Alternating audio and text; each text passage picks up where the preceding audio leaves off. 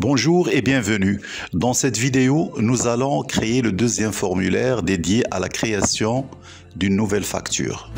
Avant de commencer, je vous recommande de visionner la première vidéo dont le lien est disponible ci-dessus. Dans celle-ci, nous avons mis en place la base de données comprenant deux tables, clients et factures. Nous avons également conçu un formulaire permettant l'ajout d'un nouveau client.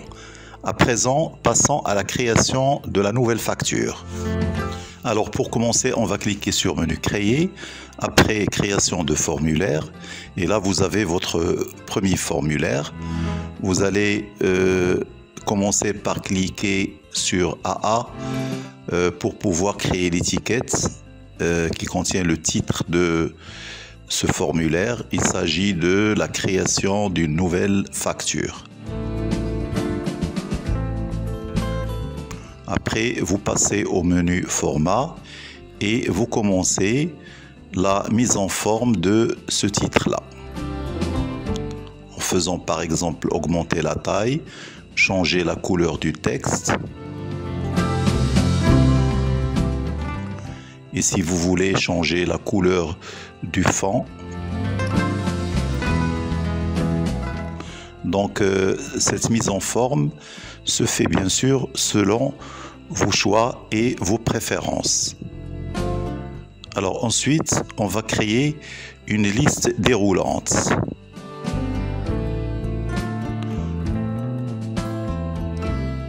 Alors l'étiquette de cette liste déroulante, c'est par exemple sélectionner un client et on va vérifier. Là, vous voyez que c'est une liste vide, il faut la remplir. Alors pour cela, on passe au mode création, sélectionnez la liste déroulante, passez à la fenêtre propriété, l'onglet données et dans la propriété contenue, vous allez cliquer sur les trois points, vous ajoutez la table client, puisqu'il contient les données dans notre liste déroulante. Vous faites glisser l'identifiant de client ainsi que le nom et puis vous fermez cette requête en enregistrant bien sûr. Et dans le format, vous allez mettre le nombre de colonnes à 2 puisqu'on a deux champs. Et après, vous allez vérifier. Et voilà, notre liste déroulante contient les clients qui sont enregistrés dans notre table. Vous passez au mode de création de données et puis on va masquer l'identifiant de client. Pour cela, allez à la propriété largeur de colonne, vous mettez 0 cm pour la première colonne de l'identifiant de client pour qu'il soit masqué et puis 5 cm pour le nom. Pour vérifier, voilà, donc nous avons juste le nom, l'identifiant a été masqué, caché. Pour ajouter les zones de texte,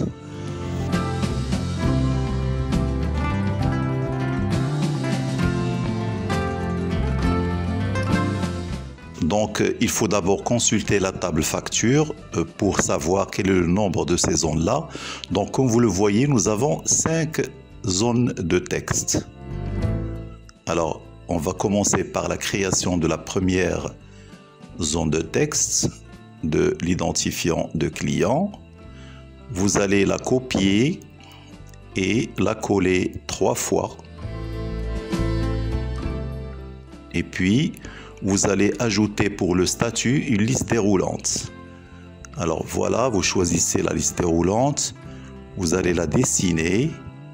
Et puis, vous allez commencer à saisir les étiquettes. Donc, on va commencer par l'identifiant du client. Ensuite, le numéro de facture. Après, la date, le montant et le statut.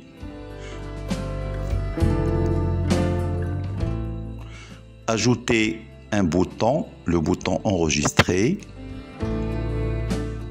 Tapez dessus enregistrer.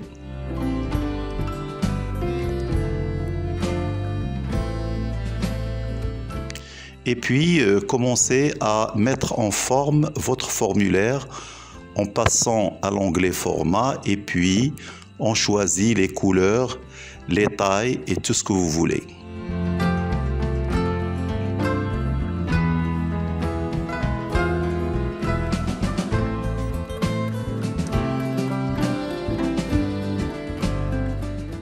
Alors, une fois terminé, vous pouvez vérifier.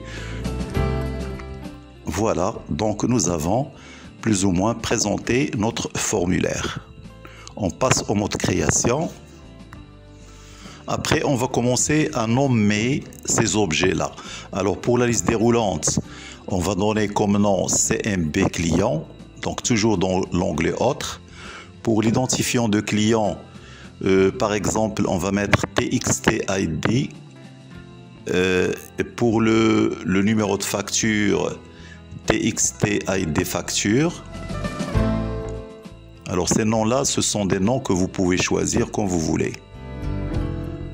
Après, TXT date, TXT montant pour la zone de texte montant et TXT statut pour la liste déroulante. Alors pour écrire le code, sélectionnez la liste déroulante, allez au menu, l'onglet événements, l'événement après mise à jour, cliquez sur les 3 points, ensuite générateur de code et puis validez par OK. Et c'est là où on va écrire notre code VBA Access. Alors la première des choses, on va récupérer et afficher l'identifiant du client sélectionné dans la liste déroulante. Alors, pour cela, vous allez taper TXT-ID reçoit. Donc, TXT-ID, c'est la zone de texte, et puis égal, c'est reçoit. Le contenu de la colonne 0.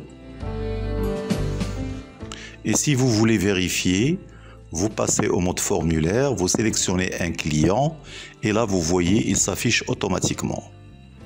Donc, lorsque vous changez le client, l'ID automatiquement change.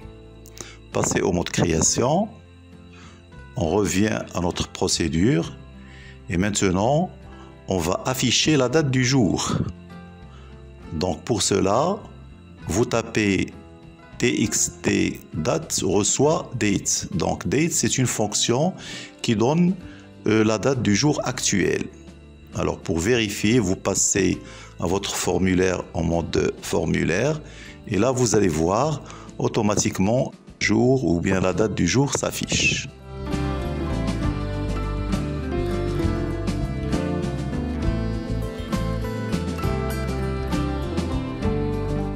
Alors pour remplir la zone ou bien la liste déroulante statut, vous sélectionnez cette zone-là, allez au menu données et puis changez ici, vous mettez liste de valeurs, après vous tapez impayé, point virgule, payé.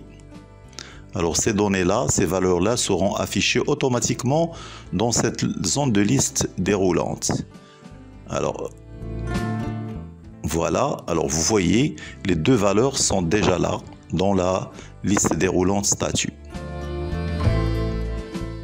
Alors vous pouvez sélectionner payé ou impayé selon bien sûr le cas. On passe toujours au mode création pour modifier. Donc on revient dans à notre procédure. Et là on va ajouter, on va affecter par défaut impayé à la zone de texte statut. Donc vous tapez TXT statut, reçoit la valeur impayé.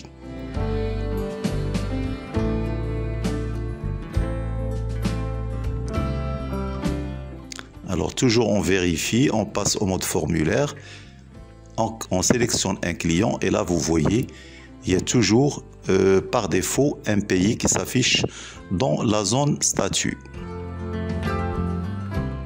Alors il faut enregistrer votre formulaire au début.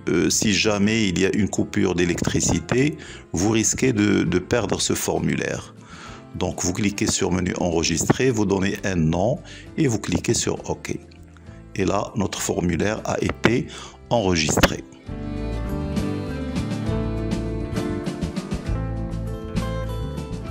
Alors maintenant, il suffit de saisir le numéro de facture, par exemple F12, et le montant, et puis cliquer sur enregistrer. Donc pour le moment, enregistrer n'est pas encore codé. Sélectionnez le bouton enregistrer, allez au menu événements, sur cliquez sur les 3 points, générateur de code, validé par OK. Alors au début, on va récupérer les valeurs des zones de texte dans des variables de votre choix. Alors par exemple, la variable ID facture reçoit txt ID facture, c'est-à-dire le contenu de la zone de texte sera affecté. Donc ici, il faut corriger, donc mettre égal. Donc égal, ça signifie reçoit.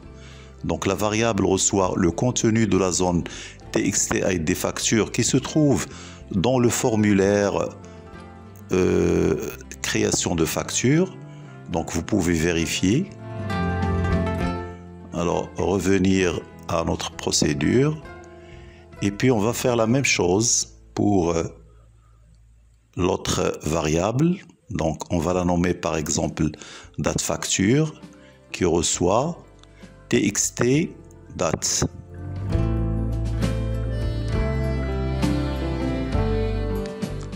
Donc la zone de texte txt date qui est dans notre formulaire va recevoir ou bien sera affectée à la variable date. On fait la même chose pour les autres variables. Donc montant de facture reçoit la zone de texte montant, l'identifiant de client et le statut. Bien sûr, il faut déclarer ces variables-là.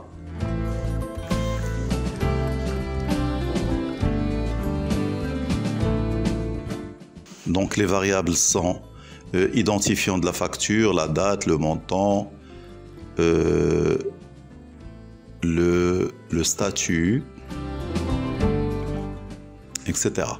Donc passons maintenant à l'enregistrement des données dans la table facture. Alors quel est le code qui permet d'enregistrer les données dans la table facture? Pour cela, on va déclarer une variable DB, c'est-à-dire database, qui reçoit la base de données courante, c'est-à-dire la base de données qu'on utilise actuellement, et puis une autre variable RS qui reçoit la table facture. Si vous voulez, il représente la table facture. Alors, pour créer un nouveau enregistrement, vous allez taper rs.addNew. Alors, le RS, ça représente la table facture. AddNew, ça veut dire ajouter un nouveau enregistrement. Après, on va affecter au champ ID facture le contenu de la variable ID facture. Alors là, il faut faire attention, il faut vérifier votre champ, est-ce que c'est vraiment ID facture? Alors pour cela, allez dans la table facture, mode création, et là, vous vérifiez, c'est bien sûr ID facture et non pas, par exemple, ID fact ou autre chose. Donc ce genre d'erreur, on le trouve fréquemment. Après, vous allez affecter au champ date facture le contenu de la variable date facture, le champ montant facture, la variable montant facture et ainsi de suite.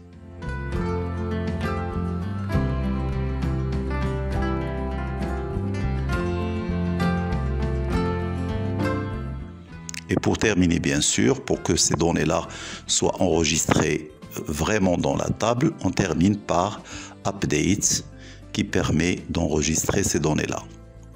Ensuite, pour faire afficher un message de confirmation, vous allez utiliser MSGBox. Les données ont été enregistrées avec succès pour que l'utilisateur soit bien sûr tranquille. Alors, une fois terminé, vous allez vider les zones de texte en lui affectant des guillemets vides. Alors, une fois terminé, vous devez fermer bien sûr la table à l'aide de Close et libérer l'espace mémoire. Alors maintenant, on a presque terminé. On va vérifier bien sûr notre formulaire. Alors allez dans le menu Accueil. Vous passez. Alors là, il y a une petite erreur qu'on a oubliée. Il faut mettre 7 dB pour ne pas avoir une erreur.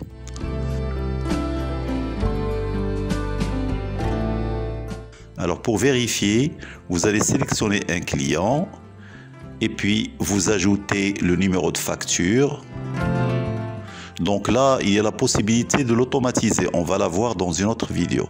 Vous tapez le montant et vous cliquez sur enregistrer. Et là, vous voyez le message qui indique l'enregistrement. Et puis, vous allez vérifier dans la table directement. Vous voyez que cet enregistrement a été bien effectué. Alors, merci pour votre attention et à la prochaine vidéo.